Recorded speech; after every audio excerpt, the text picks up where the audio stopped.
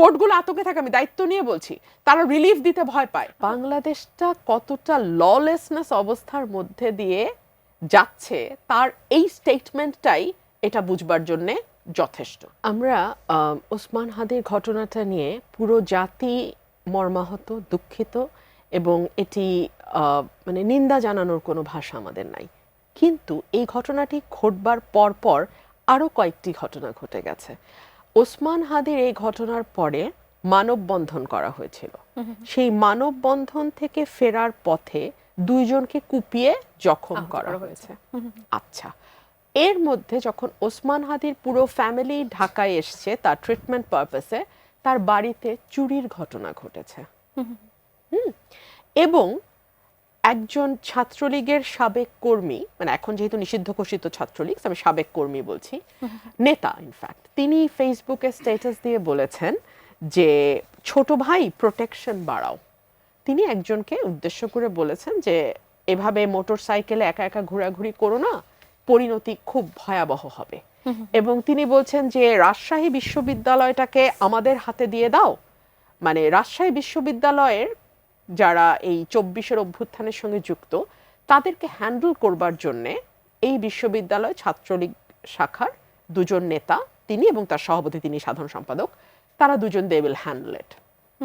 মনে থাকবে 1 সপ্তাহ এখনো হয়নি, সজীব ওয়াজেদ জয় সাক্ষাৎকার দিয়ে বলেছেন যে বাংলাদেশে 26-এ কোনো নির্বাচন আওয়ামী লীগ হতে দেবে না, তারা বানচাল করবার সর্বোচ্চ চেষ্টা করবে, এবং এই বানচাল করবার জন্যে আইন শৃঙ্খলা পরিস্থিতিকেই তারা হাতিয়ার হিসেবে ব্যবহার করবে। সো আপনি যদি ঘটনাগুলোকে মেলান, আপনি দেখবেন যে বাংলাদেশের আইন শৃঙ্খলা পরিস্থিতি, যেটা নিয়ে আপনি আমাকে প্রশ্ন করছেন, এই হাদির ঘটনাটার মধ্যে দিয়ে যে কতগুলো ঘটনা ঘটে গেল, সেটাই যথেষ্ট বুঝবার জন্য বাংলাদেশের আইন শৃঙ্খলা পরিস্থিতিটা কোথায় আছে। বাংলাদেশে এই মুহূর্তে সকল রাজনৈতিক দল মিলিয়ে 2-2.5 হাজার প্রার্থী মাঠে আছে। সকল রাজনৈতিক দল যদি আমরা ধরি, জামাত, এনসিপি, বিএনপি সহ সকল রাজনৈতিক দল, অ্যাটলিস্ট 1.5 থেকে 2 হাজার প্রার্থী মাঠে আছে। এই প্রার্থীদের মধ্যে হাদি নিজেও কিন্তু একজন প্রার্থী। সো এই প্রার্থীদের মধ্যে আপনি যদি টার্গেট কিলিং করেন 20 থেকে 25টা, অ্যাটলিস্ট শুট করেন, মরা বাঁচা তো আল্লাহর হাতে, শুট করেন, আপনি মনে করেন 26 সালে একটা নির্বাচন হতে পারবে? প্রার্থীরা কি বের হওয়ার মতন সেই অবস্থায় থাকবে? এক, ইতিমধ্যেই আমাদের স্বরাষ্ট্র উপদেষ্টা বলছেন যারা প্রার্থী হবেন তাদেরকে তিনি অস্ত্রের লাইসেন্স দেয়া হবে, যারা চাবেন তাদেরকে দিয়ে দিবেন। মানে বাংলাদেশটা কতটা ললেসনেস অবস্থার মধ্যে দিয়ে যাচ্ছে তার এই স্টেটমেন্টটাই এটা বুঝবার জন্যে যথেষ্ট, যে যারা প্রার্থী হবে তার নিরাপত্তা সে নিবে, তার নিজে নিতে হবে। রাষ্ট্র, আইন শৃঙ্খলা বাহিনী বা পুলিশ প্রশাসন, এখানে তাদের কোনো ভূমিকা নাই, এবং প্রথমেই স্বরাষ্ট্রমন্ত্রী বা স্বরাষ্ট্র উপদেষ্টা, যেটি আপনি বলেন, হাত তুলে সারেন্ডার করে ফেললো। আমরা আলোচনায় বসার আগে নিজেদের মধ্যে আলোচনা করছিলাম যে স্বরাষ্ট্র উপদেষ্টা হাদির কিলারকে ধরবার জন্য 50 লক্ষ টাকা পুরস্কার ঘোষণা করেছে অন দ্যাট ভেরি ডে। জি, তো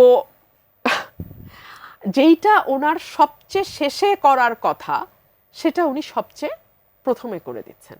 মানে দায়িত্ব নেবেন না, এটা হচ্ছে মূল ব্যাপারটা। স্বরাষ্ট্র উপদেষ্টা দায়িত্ব নেবেন না, স্বরাষ্ট্র উপদেষ্টার অধীনে যেই ফোর্সেসগুলো কাজ করে তারা কেউ দায়িত্ব নেবে না, এবং পুলিশ তাদেরকে, এই যে নিষ্ক্রিয় শুনছি আমরা শুরু থেকে, 5ই আগস্টের পর থেকে আমরা শুনছি পুলিশের স্ট্রেংথ, মরাল স্ট্রেংথ ভেঙে গেছে।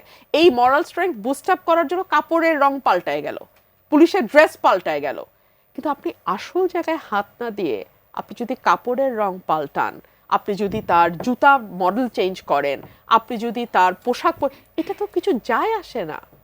আর দেখেন, এই যে স্বরাষ্ট্র উপদেষ্টার এই ফেইলিয়ার, তার আরেকটা বিরাট ফেইলিয়ার হচ্ছে 5 আগস্ট পর্যন্ত কিন্তু অস্ত্র লুট হয়েছে, থানাগুলো থেকে প্রচুর অস্ত্র লুট হয়েছে। কতগুলো অস্ত্র জমা পড়েছে এবং কতগুলো এখনো জমা পড়ে নাই।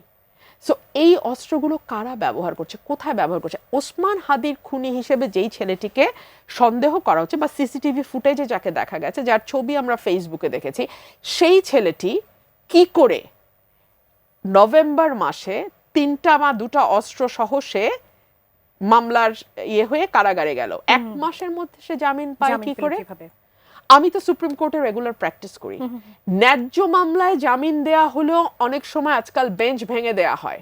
আমাকে বলতে হচ্ছে এ কারণেই যে কোর্টগুলো আতঙ্কে থাকে, আমি দায়িত্ব নিয়ে বলছি, তারা রিলিফ দিতে ভয় পায়। আবার জামিনের প্রসঙ্গ যখন এলো সেখানে তো আবার জামিন যে আইনজীবী করালেন সেখানে তো আবার বিএনপির নাম আসছে, যে সেই আইনজীবী হচ্ছে বিএনপিপন্থী আইনজীবী। তাহলে কি তার মাধ্যমে কি সঠিক তথ্য পাওয়া সম্ভব যে কেন তাকে জামিন দেওয়া হলো বা কার প্রভাবে দেওয়া হলো? এখন তাহলে তো আরো বিনীত ভাই বলতে হয়, একটা সময় আমরা দেখতাম যে আওয়ামী লীগের আইনজীবীরা গেলেই জজ সাহেবরা ভয়ে হোক ভালোবেসে হোক যে করে হোক চোখ বন্ধ করে জামিনটা দিয়ে দিতেন। এখন প্রেক্ষাপট পরিবর্তনের পর কি জামাত বিএনপির লয়াররা আবদার করলে সেটা শোনা হয়? এই প্রশ্ন আমি রাখি। কারণ আমার মতন লয়ার যখন যায় যে নিজের দল বা নিজেরও সমালোচনা করে কথা বলে, আমরা তো এরকম হরে দরে কশ্যপ গোত্রের মতো রিলিফ পাই না, বা আমাদেরকে 2টা মামলার বেশি 3টা মামলা রিলিফ দিলে বেঞ্চ ভেঙে দেয়া হয়। জি, আমার প্রশ্নটা হচ্ছে লয়ার নিয়ে না, আমার প্রশ্ন হচ্ছে মামলার মেরিট নিয়ে। তার মানে এই মামলাটিতে মেরিটে না গিয়ে আপনি লয়ারের পরিচয়ে গেছেন।